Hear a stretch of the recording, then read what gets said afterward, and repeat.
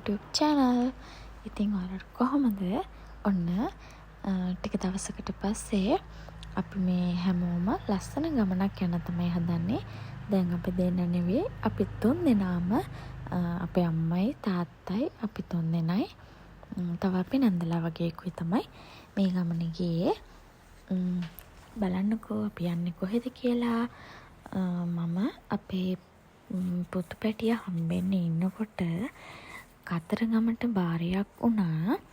මට බබා හම්බුණාට පස්සේ මම බබාවත් එක්කරගෙන කතරගමට පූජාවක් දෙන්න බාර වුණා. ඉතින් අපි මේ ඒ බාරය ඔප්පු කරන්න තමයි යන්නේ. එහෙනම් කියන්න බලන්න ඔයාලට කොහොමද? හැමෝම සතුටින් පරිස්සමෙන් ඉන්නව නේද? ඔයාලා විසක් එකට එහෙම කොහෙද ගියේ? දන්සල් වඳින්න ගියාද? අපිට නම් මේ පාර දන්සල් එච්චර වඳින්න යන්න බැරි වුණා. මොකද හස්බන්ඩ්ට වැඩට යන්න තිබ්බෙත් එදාම තමයි. ඔය ඉන්නේ අපිත් කියන අනිත් කට්ටිය හරියට පේන්නේ නැහැ. මේ ඉන්නේ අපි 3 දෙනා. රස්න වෙලාවට අපේ කොල්ලා ඉන්නේ නැහැ, අඬනවා. ඉතින් මොනවා කරන්නද? එයාගේ ඇඳුම් ගලවගෙන තමයි එක් කරගෙන ගියේ. මේ තියෙන්නේ කොහෙන්ද? ලුණුගම් වෙහෙරෙන් කතරගම පැත්තට දාන පාරේ යන්නේ පාරේ තියෙන ඩෑම් එකක්. මම නම් ඒ ඩෑම් එක බලන්න ගිහින් තියෙනවා. අදත් අපි යනකොට වතුර ටිකක් තිබ්බා ඒකේ. තව ටිකක් දුර අපි යන්නත් තියෙනවා. අපි යන ගමන් මේ අතරමඟ ඔය ඉන්න අයට දෙන්න කෑම පාසල ටිකක් එහෙම අරගෙන ගියා. මොකද යාලා පුංචි බිස්නස් එකක් කරන්න උනත් මේ විලාව සෑහෙන අවුවයි. මේ අවුවේ පුටු තියාගෙන වාඩි වෙලා සමහර අය පොඩි බබාලා තියාගෙන ඉන්න අය ඉන්නවා. එයාලට එතන සමහරුන්ට ගෙවල් එහෙම නැහැ.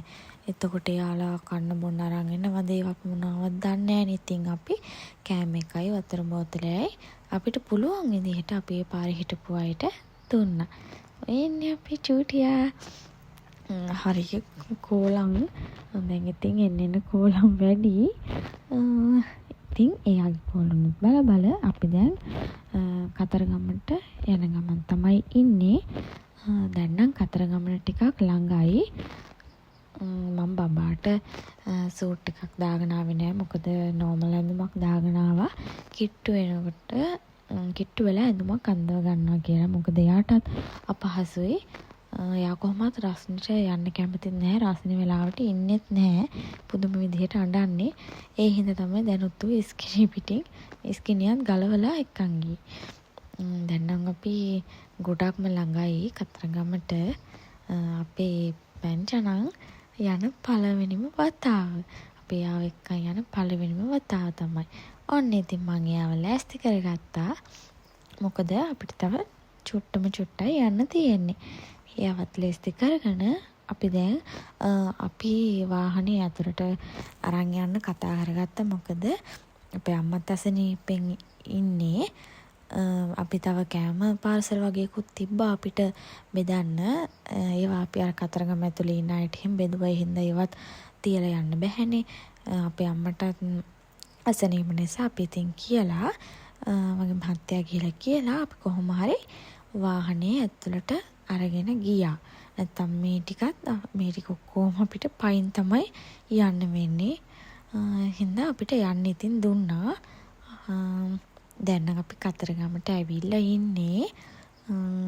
පේනවනේ දත්ත කන්න තරම් පුදුම විදිහට මෙයා ඇඟිලි කන්නේ. අනේ මන්දා. ඔන්න දැන් අපි කිරිවෙහෙර වඳින්න තමයි ඉස්සලම යන්නේ. අපි දැන් කිරිවෙහෙර ළඟට ඇවිල්ලා ඉන්නේ. අපි එතනින් වාහනේ දාලා අපි ඔක්කොම මුලින්ම කිරිවෙහෙර වඳින්න තමයි යන්නේ. එහෙනම් අපිත් එක්ක යමු.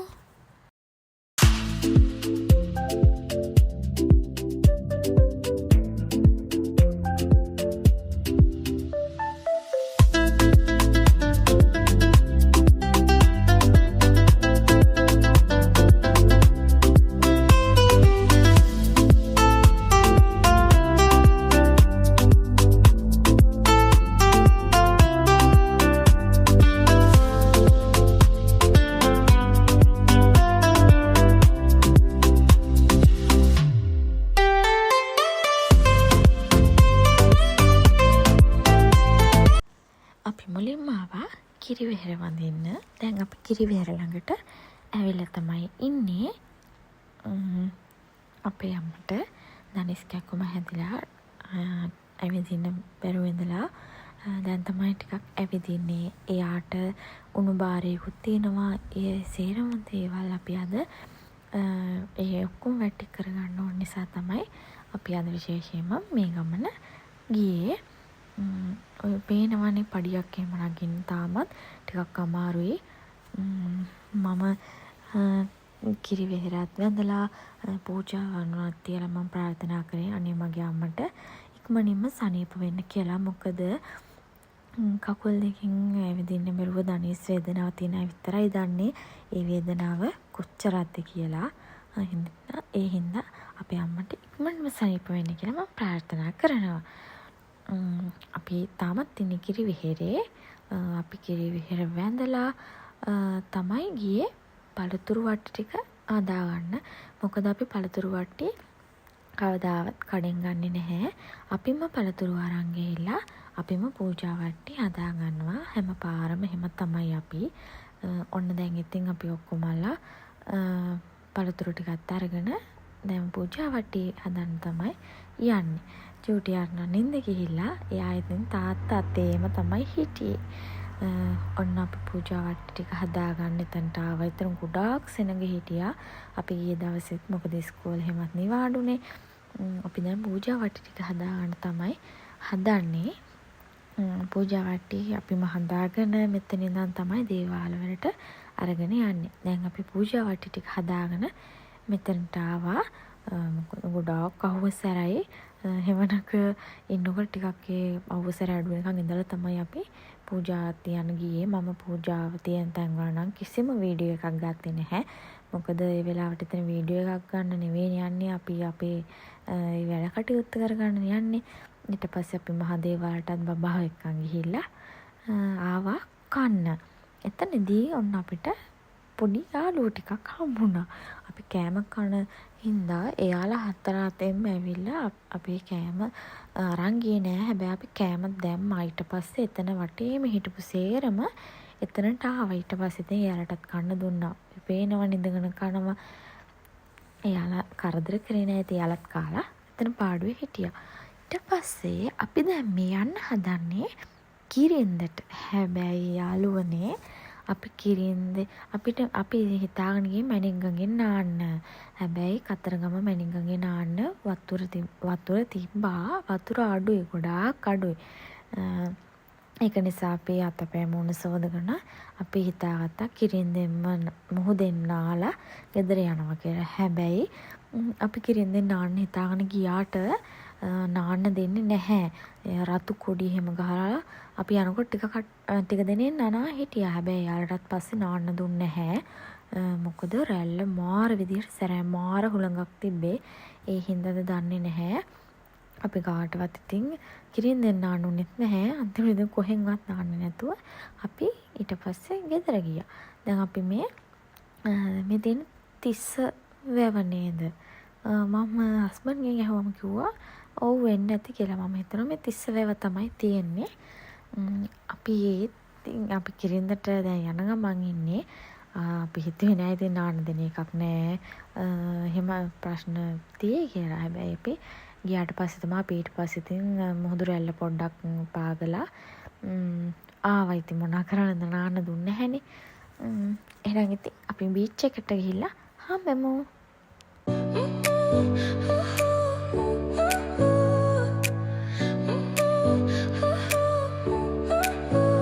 Your smile lit up like a sunrise glow.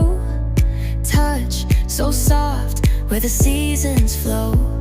We met where the stars take their flight. Every moment with you feels just right. Whisper your name in the rush of the breeze. Love like an ocean rippling with ease. Heartbeats sink into this melody. You and I forever, wild and free.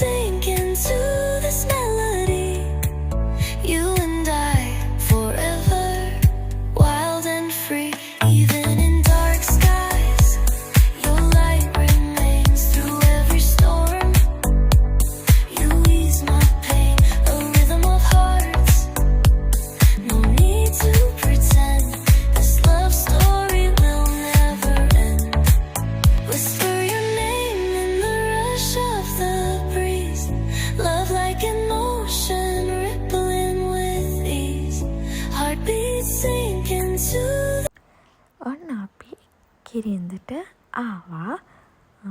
මෙතන ඉඳන් අපි දැක්කා රැල්ල කොයි තරම්නම් සැරද කියලා. ඒ තරම් රැල්ල මුහුදු රැල්ල සැරට එනවා. ඉතින් අපි එතන ඉඳන්ම හිතාගත්තා අනේ නාන්න නම් බැරි වෙයි රැල්ල සැර වැඩි කියලා.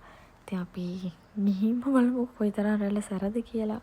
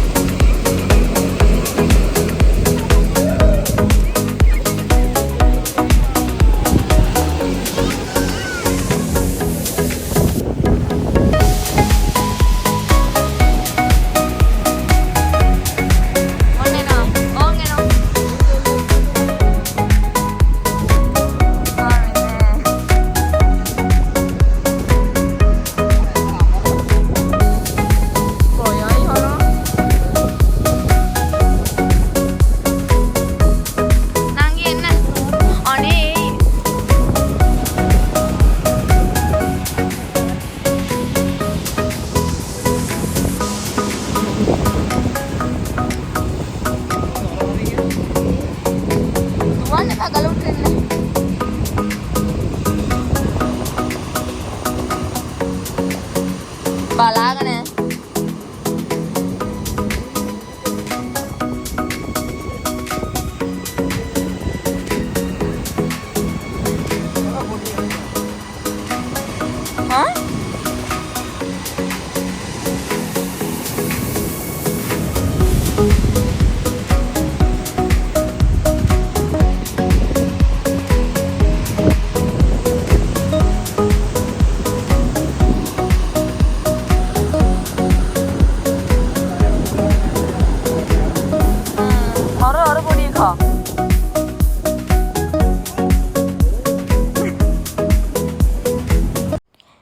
ඉතින් ඔන්නම තමයි අද අපේ ලස්සන දවස ගෙවුනේ.